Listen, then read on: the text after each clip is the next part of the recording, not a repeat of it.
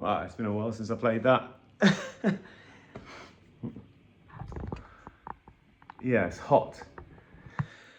God, it's hot today. I'm not built for this weather. How's everyone doing? Yeah, sorry, I got cut off last time a bit prematurely. But I'm determined to keep these videos up and keep saying hi. And yeah, just putting it out there a couple of times a week. That was, what was that song called? Tris, you'll know. What was it called? There's a song I used to play in a band called JP3 with my mate Tris. And tell me why I gotta live my life so low when I already sold my soul on down the river. I can't remember the name of the song now. This is ridiculous. I'm gonna have to dry myself off here. This is not cool to be looking this sweaty in a YouTube video.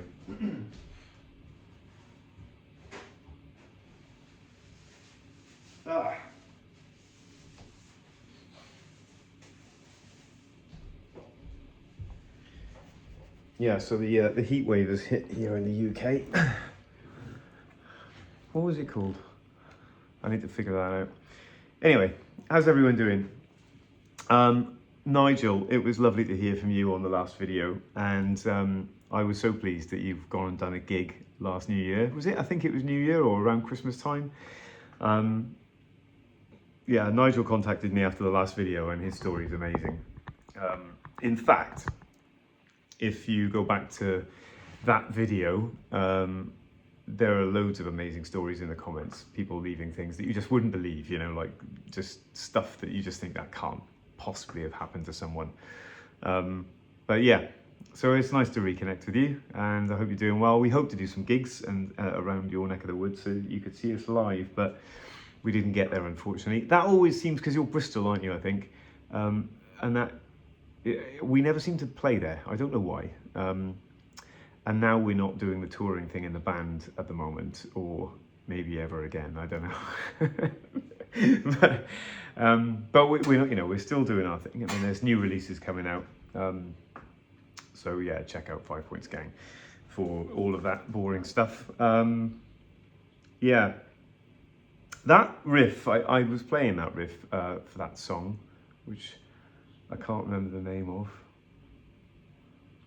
Cut on Me. That's what the song was called. And there is actually a recorded version of that out there somewhere.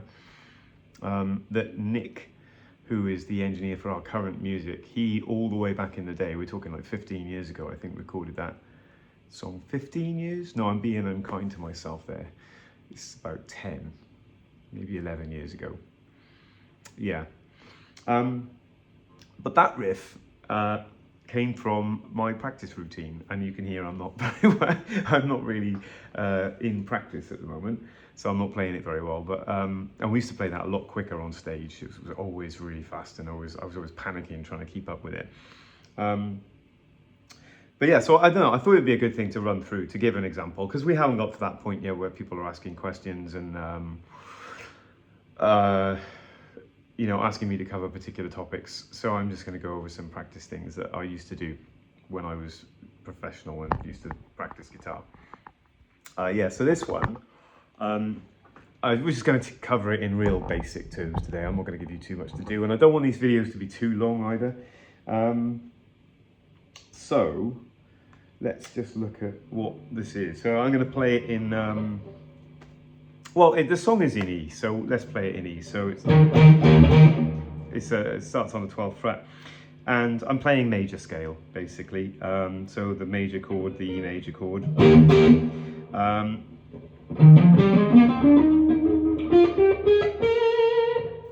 So I'm playing basically like a deconstructed chord. So it starts off as the bar chord, E, the root note, the fifth on the A string, the root again on the D string, the major third, which is a G sharp or F flat on the G string. Then I play a little run up the major scale. So there's two ways that I'm playing it. Actually, I play it like 4 ways in the song, but when I was young, my practice thing started off as, I mean, I'm not a sweep pick guy, so this is all alternate picked if I'm playing it correctly. So it's down, up, down, up, down, up, down, up, all the way. So I'll play the simplified version first. So it's just.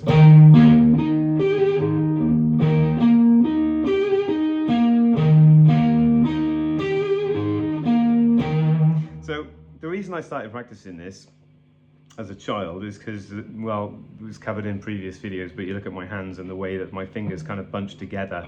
Unless I wear the guitar like that, which I sometimes do, I bring the guitar up like this, I can open my fingers out and cover more of the fingerboard, quite a lot of the fingerboard actually.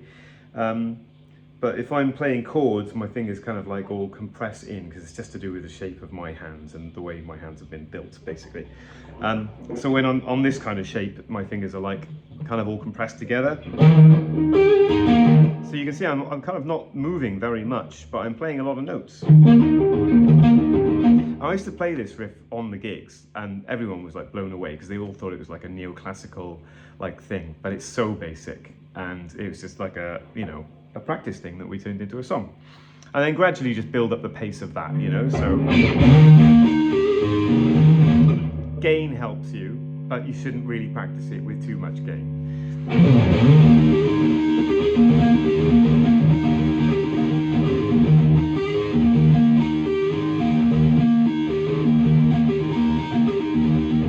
I'm missing strings, it's really bad, I'm playing this very badly.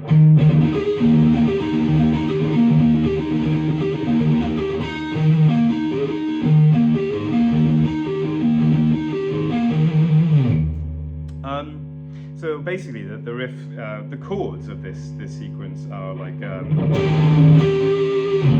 E major. So I start the sequence off just by playing a diad, and I used to do this on stage. It's 2 notes, right? Because I can't play, you know, I just find it hard to play bar chords. So I just play 2 notes, and 2 notes with a loud amp. You know, we're only a 3-piece band, so it was enough. It was enough, you know, if you turn up enough and you've got enough volume and gain and stuff, you know, I can get away with just 2 notes as the main melodic instrument for a chord, a diad chord. And of course what I'm doing is I'm muting all of the other strings. So I'm playing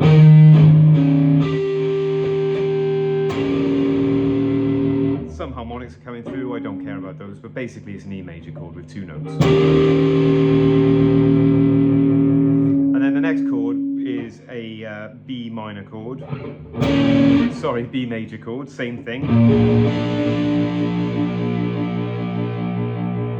Then it's a D flat or C sharp minor. And then an A major. So all together that sounds like.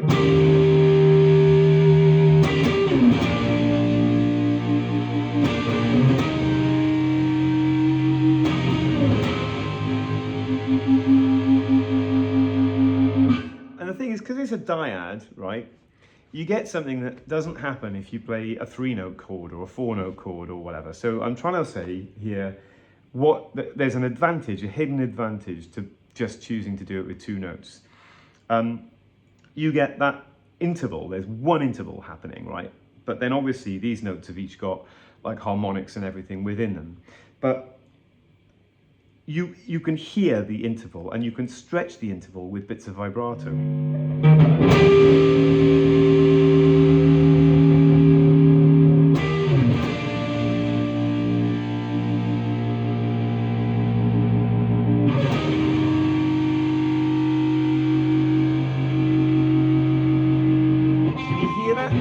don't know how best to explain that, but if there was another note in that, you wouldn't hear that kind of like feedback, the tension between the two notes happening as clearly. So there's like a nice thing that happens with just two notes. It doesn't happen with three notes or a bigger chord or something like that.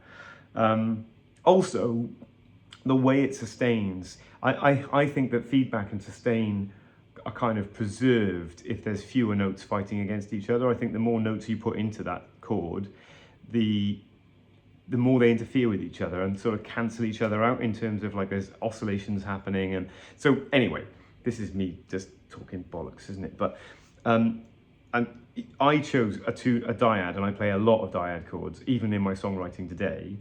But I think there's absolutely positives to that. So after that section, when I play those dyad chords, I then go into my practice routine, and this is what happened next in the song. So if you remember, it was just breaking the chord up.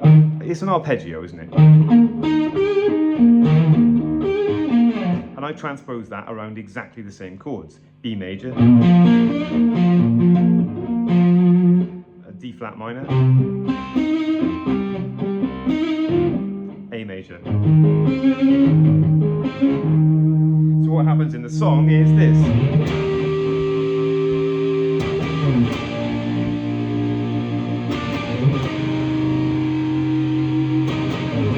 Okay, we're going to change now.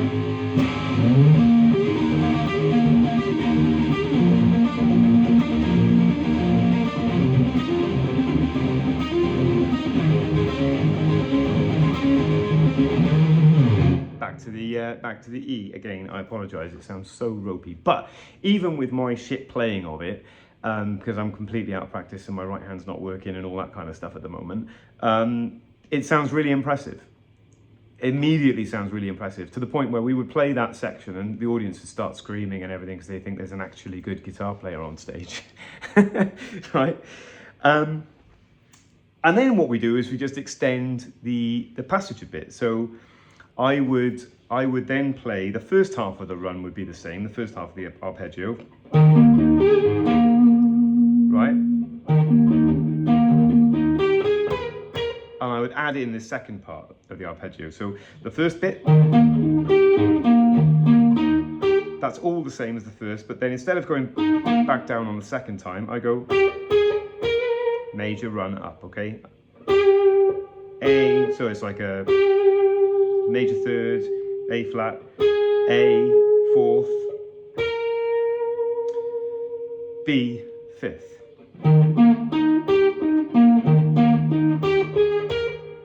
Okay, and then we transpose that around the same four chords.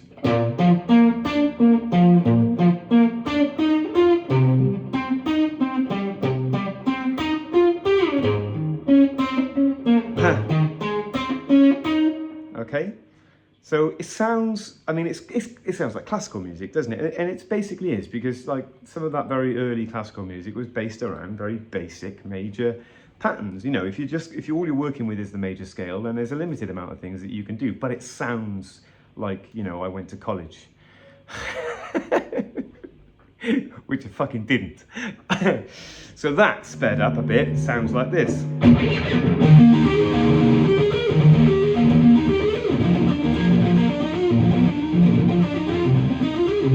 Sorry.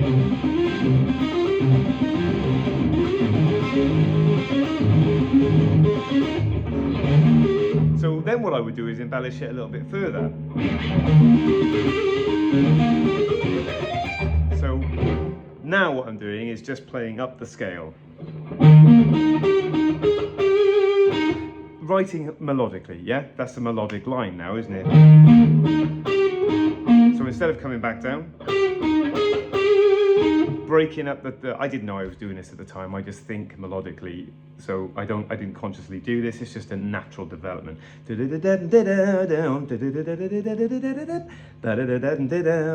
Yeah. So, and all I'm doing here is this is just. So I'm even cheating here because that's the same note. Yngwie would never do that. It's just me cheating. So this is just major scale. That's all it is. You know, I don't need to tell you every note, do I? You can hear what notes they are, I'm sure, if you want me to go through it in more detail. But then it's like a 50-minute video. So it becomes more melodic, and I basically split that up. I do the same shape for the B. With the D flat, or C sharp, I don't know which one it is, I don't know my cycle of fifths. It's too complicated for me to play a minor thing here. I'd have to...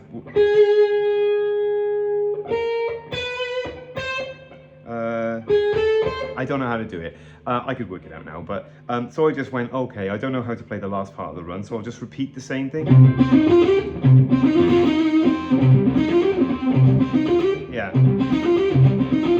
Yeah, because I couldn't be bothered to work out the minor bits for the B and the E strings at the top. I just went, oh, I'll take the easy route.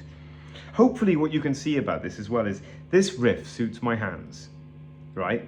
That's where all my guitar playing comes from, is playing what suits my hands. Sometimes I push outside the box, and like I said in the last video, but most of the time I don't bother. I just play what's convenient for my hands. So you can see I'm moving my hand around between these boxes, but I'm not playing these complicated... I don't know how these guitar players play these like complicated runs and everything's on different... I want everything to be symmetrical, you know. Sometimes I'll even play runs that are out of tune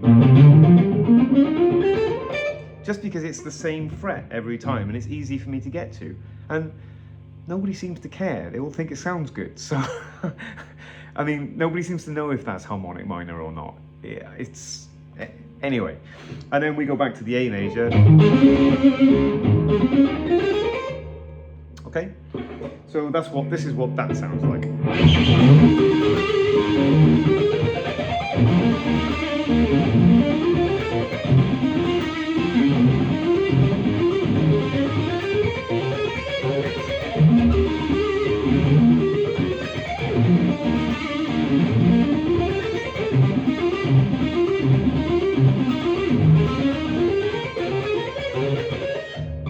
So I used to milk this on stage a lot, and you can see I've embellished a little bit, playing up the A major scale there.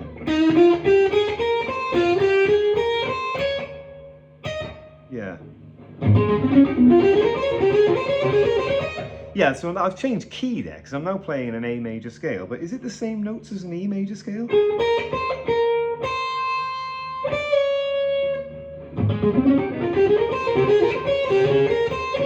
No, it's definitely not. So I'm playing modally there, but I didn't know that I was doing it because I'm playing, I don't know what mode it is. One of you guys who've got technical expertise will tell me. Because that section is in E, but we've got like a change to A, but it's not a key change, and yet I'm playing on it like it's modulated or something. I don't know. I didn't think like that. I just played the A major scale, and then it neatly led me up to back to E again. So yeah, I used to milk this on stage, and then eventually I would extend the whole piece to the all of the run basically. So I would play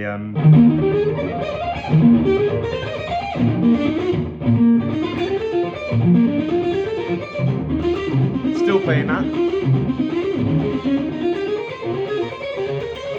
All the while the band is getting bigger and bigger and heavier and more majestic, and we start to feel more like superheroes.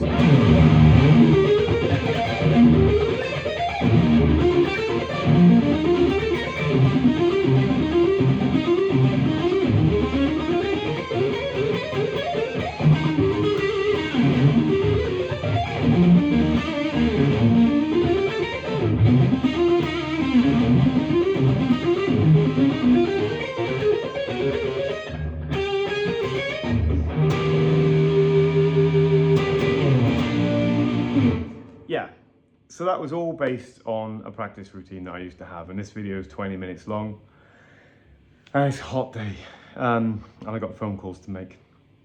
I hope you're good. I'm just gonna keep doing this and showing bits and pieces. I hope it's all right, and yeah, look out for, we're just gonna release our second single of the summer, which is Superstition, and it's coming out on July, I want to say 9th.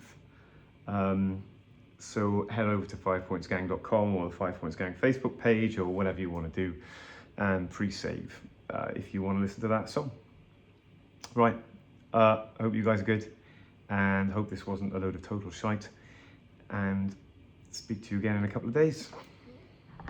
Go and check out Tom Bukovac for good content.